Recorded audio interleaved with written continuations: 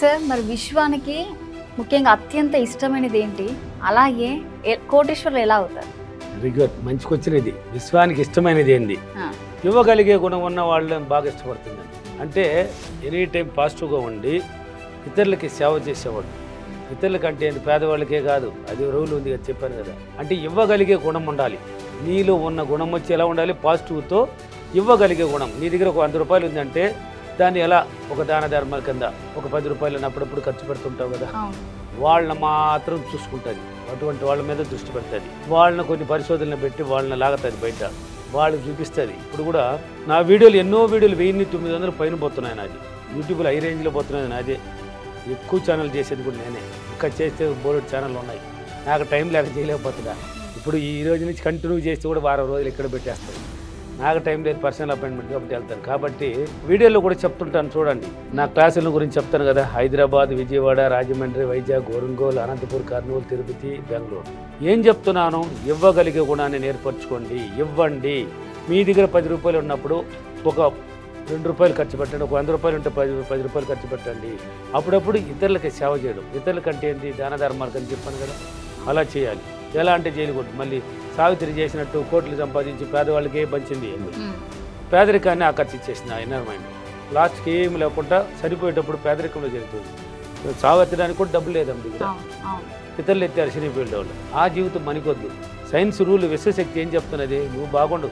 ఇప్పుడు చాలామంది విశ్వశక్తి ఏం చెప్తున్నది? నువ్వు బాగుండాలి ఫస్ట్. నువ్వు బాగుంటే నీకెంత 10 మందికి హెల్ప్ చేయగలుగుతావు అని అటువంటి వాళ్ళని తీసుకుంటుంది. ఇవ్వగలిగే గుణం ఉండి 10 మందికి హెల్ప్ చేసే గుణం ఉన్న వాడిని ఇష్టపడుతుంది. వాళ్ళంటే విశ్వశక్తి చాలా ఇష్టం, వాళ్ళని తీసుకుంటుంది. అంటే ఎప్పుడు కానీ గుర్తుపెట్టుకోండి, నువ్వే సంపాదించి నువ్వే తినేస్తే దాంట్లో ఏమైనా మజా కిక్కుందా? లేదు కదా. ఇప్పుడు నువ్వు సంపాదించుకున్నావు అంటే నువ్వే తినేస్తే దాంట్లో ఏముందే? అంటే పశువుల జీవితము, పోయినామా తిన్నామా వచ్చినా పడుకున్నట్టు జీవితం అది. అలా కాదు. నువ్వు 10 రూపాయలు సంపాదించుకుంటే దాంట్లో ఒక 2 రూపాయలు ఇతరుల కోసం ఖర్చు పెట్టావు అనుకో, వాళ్ళు ఒక ఫీలింగ్ చూపిస్తారు నీ మీద, ఒక ఆనంద వ్యక్తం చూపిస్తారు. దాంట్లో ఉంది కిక్కు, దాంట్లో ఉంది మజా.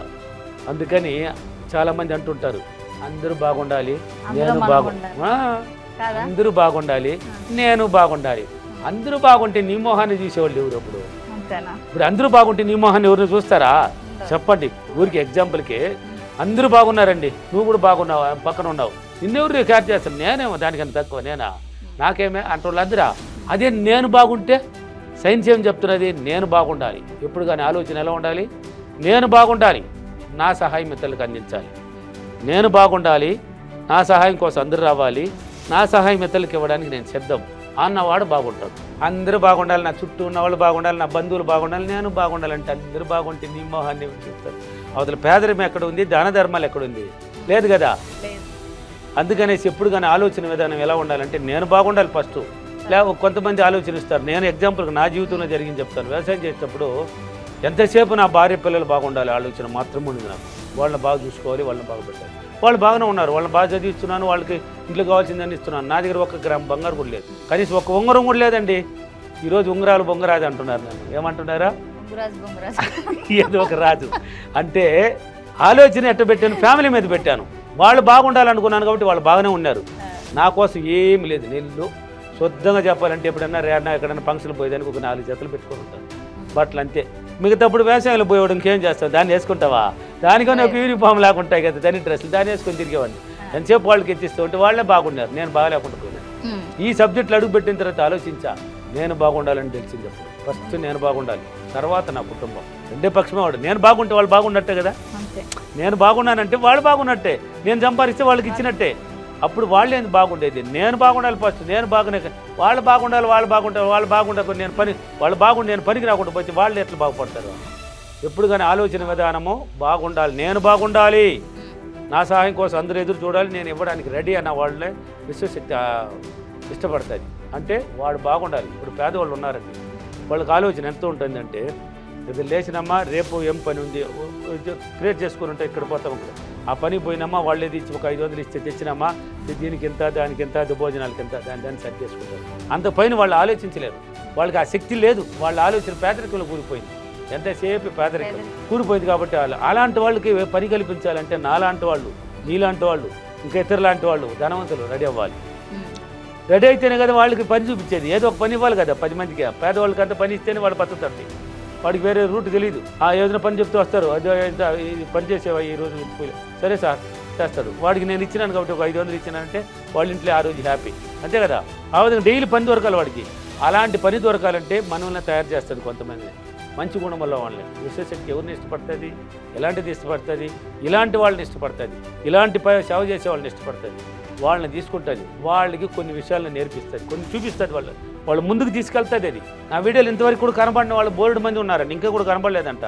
కాల్ చేస్తుంటారు, నా ఫ్రెండ్ చెప్పింది సార్, నాకు ఎంతో యూట్యూబ్లో పడతారు, నాకు కనబడలేదు సార్ మీద అంటారు. నీకు ఇవ్వడానికి లేదు అక్కడ, నీకు ఆ ఆలోచన లేదు అక్కడ, నీకు చూపించలేదు ఇంకా. ఇప్పుడు నేను ఫ్రెండ్ మూలంగా ఎందుకు చూపించిందంటే చూద్దాం ఒకసారి ఏం చేస్తుందని. ఇప్పుడు ఆమె కనుక వాళ్ళు కనుక కరెక్ట్ ఫాలో అయితే వాళ్ళు కూడా దారి అనేది పట్టుకొస్తుంది. అప్పుడు చూపించి వాళ్ళని ఆలోచన పుట్టిస్తుంది, ఎలాగైనా దీన్ని నేర్చుకోవాలి, ఏదో ఉంది అంటున్నారు, సులభ మార్గం అంటున్నారు. అప్పుడు నా దగ్గర తీసుకొస్తుంది. నాలాంటి వాళ్ళు ఉన్నారు కదా, వాళ్ళ దగ్గర తీసుకొచ్చి వాళ్ళకి ఆ బోధన అనేది నేర్చుకొని అప్పుడు పట్టుదల, శ్రద్ధ, ఓర్పుతో ఏం కావాలి, పట్టుదల, శ్రద్ధ, ఓర్పు, ఈ 3 ఉన్నవాడు దేనైనా జయిస్తాడు. ఏదైనా ఉన్నది సాధించబడతాడు వాడు. ఈ 3 ఉన్నవాడు ఏదైనా సాధిస్తాడు, ఎంత దూరమైనా ఎదగతాడు వాడు. ఆ పట్టుదలతో వాడు వచ్చి అప్పుడు కూర్చున్నాడంటే వాడికి ఇస్తుంది. ఫస్ట్ టెస్టింగ్లో పెడుతుంది, టెస్టింగ్లో పాస్ అవుతా రావాలి వాడు. ఇప్పుడు ఒక 1000 రూపాయలు కావాలని అకస్మాత్తుగా దొరికింది అనుకో, అబ్బా 1000 రూపాయలు తీసుకుంటారా వాడికి మణిబాబుకి ఇవ్వాలి, అది ఇచ్చేసినావు అనుకో మొత్తాన్ని నిన్ను గోయిందే చేస్తుంది. 1000 రూపాయలు చూపించి మొత్తం మణిబాబుకి అప్పు ఉంటే నువ్వు మణిబాబుకి ఇచ్చేస్తారా? ఒక 900 ఇచ్చి కూడా ఒక 100 రూపాయలు ఇతరు ఖర్చు పెట్టలేదు, నువ్వు పెట్టలేదా, మొత్తం మక్కేస్తున్నావా, నిన్ను అక్కడ పారేస్తుంది. మళ్ళీ లేదు, నువ్వు ఎప్పుడు కానీ మనకి దగ్గర ఉన్నప్పుడు, అంటే ఈ విషయం ఇస్తేనే నేను ఇస్తాను అంటే వాడికి అస్సలు పనికిరాదు. మన దగ్గర ఉన్నప్పుడు మనం ఇతరులకు ఇస్తూ ఉండాలి, ఇతరుల కోసం సేవ చేయాలి. ఇతరులు అంటే ఏంటి, తల్లిదండ్రులు, గురువులు, గోసేవ, సమాజ సేవ, నా కోసం అంటే నీ కోసం, ఈ వీటిల్లో పాల్గొనాలి, వీటికి సేవ చేయాలి. ఇదే రూల్ అది.